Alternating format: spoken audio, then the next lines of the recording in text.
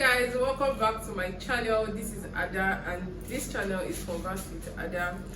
Please, if you are a returning subscriber, I want to appreciate you for your love, your support, for all that you have done for me and this channel.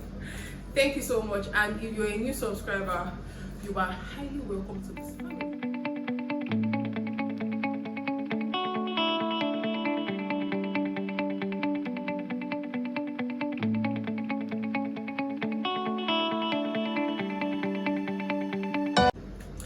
Well, today, as you can tell from the title already, is a very sweet topic today, marriage pressure. And today I have with me an incredible, a phenomenal mother, sister, auntie, friend, colleague, daughter.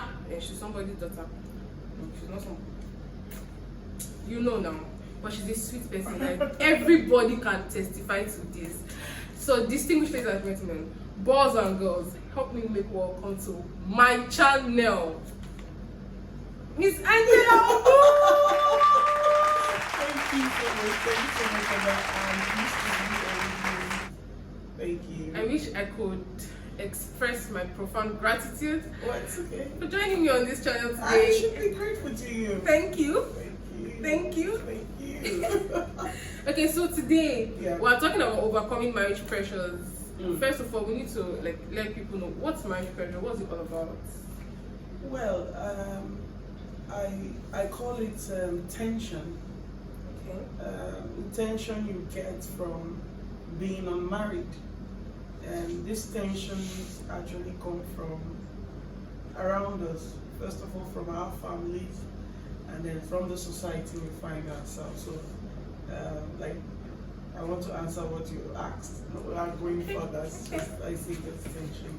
So first, most people today we have different pressures getting married. Your auntie is saying, "Oh, when is the man coming?" Yeah. Your uncle is saying, "When are you bringing the woman to us?" Yeah. So why do people give in to these pressures? Why do people succumb to these pressures? Permit me to say contentment is one way to go in life. When you are not contented with a particular position you find yourself, you allow the things that people say get to you. For example, somebody will say, I like living like the Western people. I don't really care if married or not. I had that tension or pressure earlier in my years. It took me my own profession to actually work on myself in order to be able to work on others. So as a social worker, I don't see why I should give into pressures. And if I give into pressure, so how do I advise somebody who is under pressure of not being married? So I had to first of all cancel myself and reposition my life in order to be able to see that this is just a culture. And culture, one of the characteristics of culture is that it can be modified. So why can't we modify this thing and stop being pressured? Deliberately refuse to be pressurized. Yeah. Okay, so the next question here says, what's your take on marriage pressure? Like, what do you think, or what's marriage pressure? Do you think it is good? Do you think it is bad? Because some people will tell you, oh, my parents pressured me marrying this person and I benefited in my marriage, or I love my marriage. Some people will tell you, getting married to this person my parents made me marry, it has been the worst mistake of my life. Yes, so I think for me, I want to go back a bit to history. Okay. My mom married at the age of 14, and from stories that I gathered, there was no courtship, nothing. It's like her family and her husband's family, that's my father's family, had, our children will get married. And when they think it was time for them to hook the two of them up, it was not like courtship, so they just came together, no pressure. Yeah. But then, in our present society, because of probably the material things that marriage brings to the family. There is a whole lot of pressure happening now. You see, mother telling when are you getting married. It's now like a club thing where because that person buys a gilly, I have to wear same gilly so that I feel I belong to that clique. So when your child is not married and you go to a meeting, you feel inferior.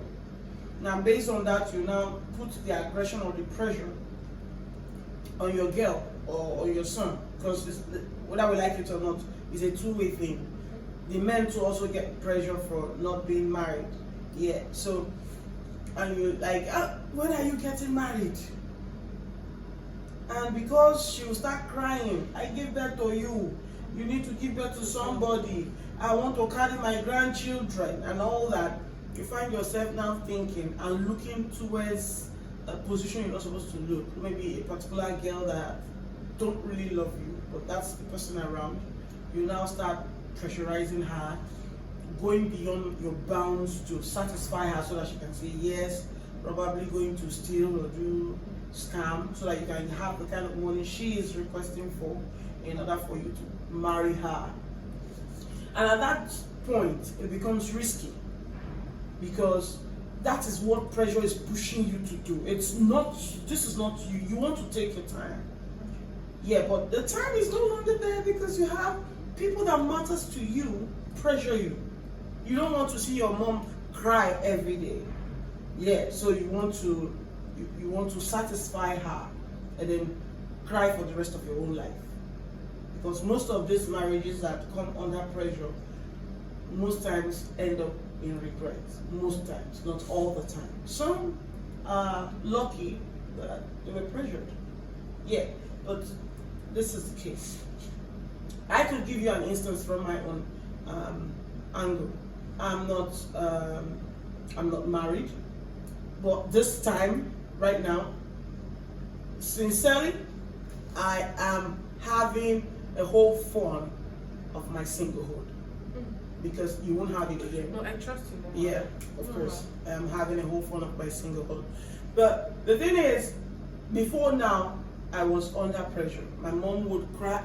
Like every other day she would call. And the first thing is, what is happening? Is it that they are not seeing you? Is it that, what is happening?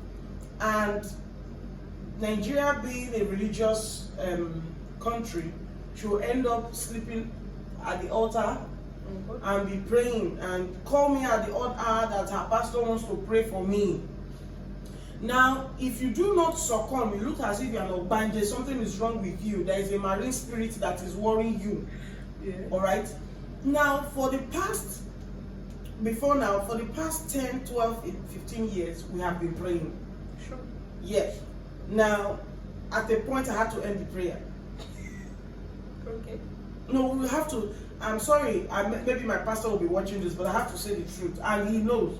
Because I now said, please, can we pray for money? Can we pray for long life?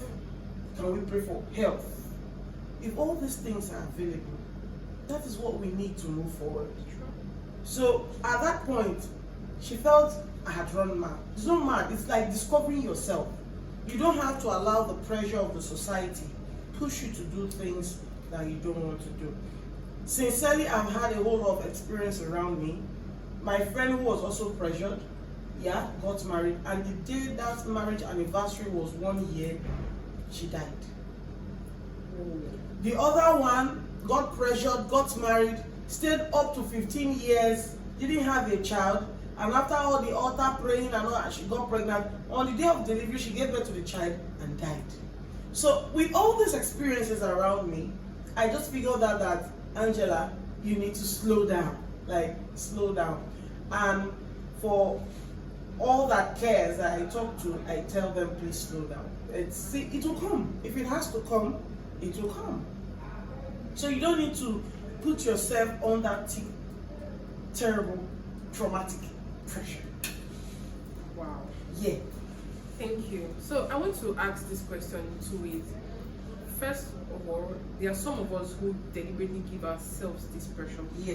For example, now I have a couple of friends who are married and I'm not married, and I'm like, my friends are married and I'm not married. I'm not even seeing anybody asking me out, and all of a sudden you're not putting this pressure on yourself. Then there are also some senior. For example, I have a very close person. She's the first daughter, but she's about 22, 21, 22. So when she was getting married, I asked her, baby girl, is this really what you want to do? And she said, should she confide in me? I said, sure, you can. Then she goes, honestly, this is not what I want to do.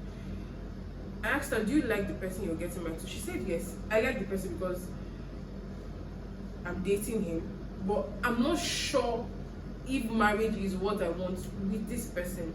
And she goes further to say, the reason I'm getting married now is because I want to lessen the burden from my mom. Yeah. Now, this person has a father and has a mother. Let's not really go into it, but we know at this point that the father isn't contributing much. So he's more of the mom. And she has other siblings. So she feels like, okay, if I get married, I could move my own burden to my husband. So my mom could concentrate on my other siblings. But at that point, that's not what I want to do. Yeah, so you gave two scenarios. I want to start with the first one. Like I said earlier, there's an issue of contentment. You're in the midst of your friends and you're the only one single. And you're not contented with that. So that's you're going to end up pressurizing yourself. Sure. You're going to end up having sleepless nights. You know. But what I do is when my friends start getting married, of course I had so many of them around me, but now they are married. In order not to put myself into unnecessary pressure, I just limit my friendship with my married friends and make new single friends who are of my category, so that when I speak in from the angle of singlehood, they would understand where I'm coming from. Yeah, so and I won't also feel bad when I can't contribute. Maybe we're gathered and they're all married and they're talking about their homes. I will now feel intimidated. So you have to now, I'm not saying don't talk to them. They are not devils. They are not the cause of your problem. Yes, it's not a problem of your singlehood. Okay. Please, singlehood is not a problem. Sure. So then I limit the way I relate with them, so that tomorrow something goes wrong in the home, you say, it's because you are moving with a single girl. So these are little advices that I don't talk to them much, but once in a while we have something in common, we talk. So that's one scenario, contentment. The second one, which sincerely has been a burden in my heart, is the objectification of women in the home. Objectification is, so women are now commodity or object you use in order to get yourself made. It's something that makes me go not normal sometimes. I don't like hearing it. Yeah, because so my father is poor, and I feel that the only way to end that poverty is get married to a rich person or somebody who can at least meet the needs of my own family. Then I'm being selfish and I'm being wicked to the person I'm getting married to. Yeah. So I feel your man is, you are the responsibility of your man. Cool. But it's also your responsibility. Yeah, so if, like somebody said to me one day, we might be laughing over it, but that's the fact. Apart from sex, what do you bring to the table? Yeah, so the thing is, you don't have to make yourself an object to change a family. Because let's take, for example, tomorrow everything is now fine. Would that person still be the love of your life? Now he has solved all the problem. There's no problem in him. Would you look at him and love him not because he has solved your problem, but because he's the person after your heart? So most of the problems we're having today, and that's why we have high rates of divorce, is that we keep a purpose, a temporal purpose of why we take a man as a husband. Sorry. Yeah, so it's either the person is the one taking us, for the ladies that like grooving around the world, yeah, with him I can go to Dubai, Spain and all that. Now, when you are old and these grooves are over, would you look at him and say, this is the man I had always wanted to be with? There's a difference between grooving with a man and enjoying companionship for the rest of your life. True. So these are things I look at. I don't just look at, oh, somebody wants to marry Angela. Angela is saying no. I am not looking at it now. I'm looking at it later. I do not want to get into a marriage that probably someday I start regretting. Yeah, a whole lot of divorce around. It's not making sense. Okay. So finally, what's your advice to? You're going to be giving two advices. Yeah. The first is to the ladies who are under this pressure of getting married. Let me give you a vivid example. I'm not under pressure because I've already told them at home. I don't want to hear this topic because not because I don't want to get married, but because I don't want you to put me under pressure, unnecessary pressure that I'm not even ready for. So when Please don't want to pressurize you before I marry my brother. when they brought up the issue, I just just end the day only. But there are other people who are not like me that can tell my people to calm down. They're really under this pressure. What's your advice to those ladies? And what's also your advice to parents, relatives, family, friends, however, who pressurize their brothers, their sisters, their children to go into marriage that they are not even sure they are ready for? I want to know which one to start with. I think I should start with parents before I go to the people proper. Now, I don't see why parents should pressurize their kids, whether a boy or a man or a female, a man or a woman. But then, I think I understand their plight, but they should put that plight on that check. I have seen people pressurize their children until they even committed suicide. Because we have different composition in our minds, and there are things you can take and there are things I can't. Yeah, so if you pressurize me too much and I just go missing. For example, at a point in my life, I stopped picking my mom's call because my head was just thinking that the only thing she wants to say to me this morning is, oh, I wish you were married. Hey. So I have my own problems other than marriage. I have, how do I achieve X, Y, Z? I know where I want to be in life. And then somebody's coming or waking me in the morning to ask me, oh, how she wish. Oh God, the wish not they happen like that. And most of the time we are very religious, but yet we are not true to the religion we profess. If the same Bible we carry up and down is saying it will happen in God's time, and that God will make everything beautiful in His time, it means we don't like beautiful things, we like ugly things. Because you don't want to wait. You don't want to ask God when is your time for this thing so that it will happen beautifully. So parents, please, can we practice what we preach? If we actually believe in God, just try and wait. Call on Him. It will happen. You don't have to force things. You don't have. You can imagine some stigmatization in the home. All right, you want to pick something. Come and leave my husband's house. So come and just leave my husband's house. Statements like that make some ladies fall victims. So you now start saying yes to every man that says, how far I want to date you. The things I want to marry, say I want to date you. You say, okay. Then the next thing, you start asking questions like, where are we in this relationship? I don't understand. The man already told you where he is. I want to date you, and you said yes. He didn't tell you I want to marry you. So, but because of the pressure at home, you are always looking at the man's eye every weekend to say, so, honey, where are we in this relationship?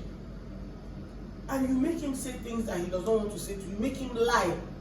Most of the ladies today are the reason why men are increasing in lies. Yeah, because you now make him say, oh, we are moving to the next level. No, you're not. You're just, in fact, you're reducing the level where you were before because you threw yourself around. And so you are not part of this. He asked a question. Remain in that question. He is the one to now say, well, I think we should move to the next level. But because of desperation, owing to pressure, you are now saying, where are we? Of course, we are in Benin. Yeah, so this is the problem. And then those things might even, that's why men who, ladies just try to cohabit with them, thinking that when I own him by cohabiting with him, he will just one day pop up the question. Okay, you are now old fish. He sees you every day. He likes, even those that are already married, they still go out to chase women. How much more than you're staying with him, he has not said anything. Okay, you have given him liberty to have constant meal and intercontinental dishes. Yeah, so we need to now put those things in check, no matter the pressure. If your parents is saying, don't stay with me, parents are saying you should leave their home because you're not married, I don't see a problem with that. I think at that point, you feel you're old enough, and if you're old enough, you're old enough to cater for yourself, get a place and stay. I think there is even more dignity and respect when you are able to fight for what you know is right for you. That's on the parent side. So please, parents, don't be too pushy. We know you love us and you want us to be well placed, family wise and all other wises. But then pressurizing us or pushing us to the extent of us making wrong choices are not definitely the best. We need to go back to prayer, yeah. Then we also need to face the fact that things has to be done with its own season. We don't have same calendar. We were not all born same time, and everything won't happen same time. So we just need to appreciate those diversities in our lives as we come up different stages. Then lastly, for us young single ladies and younger ones, older ones, the important thing is it's your life. You have to live it like it's the last, whether you're single or you're married. And if you're single, there's no point pressurizing yourself. There's no award that you're going to be winning. One of my father in the Lord was asking me, Angela, this your marriage issue. And I said, sir, can I ask a question? And I always know anytime I ask that question, can I ask a question? I'm trying to be sarcastic. The thing is, I am yet to see any woman that made heaven because they got married. So I always have that at the back of my mind. I have been very opportune to read the Bible to a very large extent, and I believe that God did make it like a compulsory thing. If Apostle Paul says, if you know you cannot hold yourself, please get married. But if you know you can, just enjoy yourself. So please, it is not something you should push yourself to the extreme. I think we should just enjoy our stage of life. Singlehood, because you can't have it twice. Yeah, of course. You can never be single, even if you get divorced. You are not a divorcee. You're not a single person. So have fun, eat barbecue fish, eat good meals, drink good wine, be happy. Because last, you can't be single twice. Anyways, thank you so much. And we're not saying that marriage is a bad thing. We're just saying while you're waiting to get married, please be useful, do other things with your life. Exactly. Go for entrepreneurial skills. Do you know what? There's somebody who waited and said, now I'm done with BSc. I will just wait for this man. And she was waiting 3 years, 4 years. You would have done masters with that one.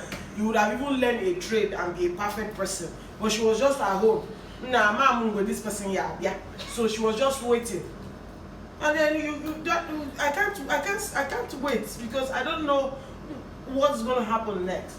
And then again, I feel that maybe there are some character you have in you need to pull out for that man to recognize you. You are the perfect person, but that particular character is just making him just still stay back.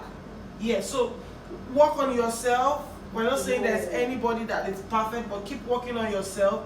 Let that man meet you still working on yourself in achievement, in your behavior, in your attitude, and your character. Yes, so please make money so you'll not be a liability to a man. Ego.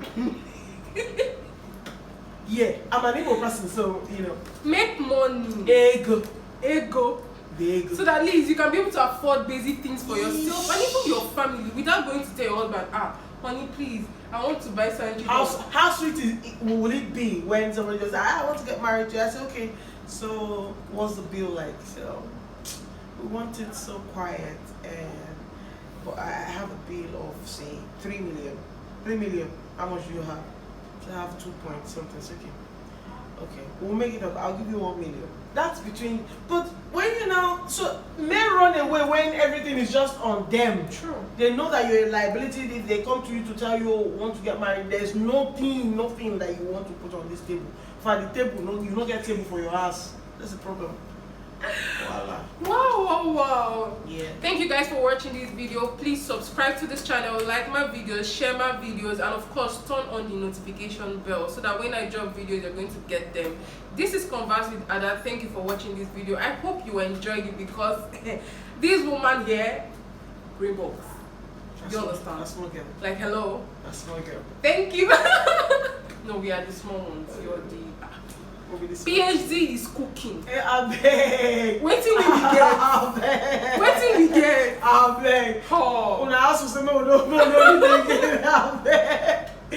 Yeah. Also, some color stress. Thank you for coming on this channel, and this is just a little something to tell you thank you. We get something new. Thank you for joining us on this channel. I'm really grateful. As if you know, I love note writing parts. Thank you so much. She likes to write. Yeah, I'll keep this. She's going out now. Wherever she's going to do job, she's going to write it. Or like, we just have to do it. Well, we keep writing. So thank you for joining us. us. So Please thank do you. love. I appreciate this. Like this video, share, subscribe, and I will see you in my next video. Thank you.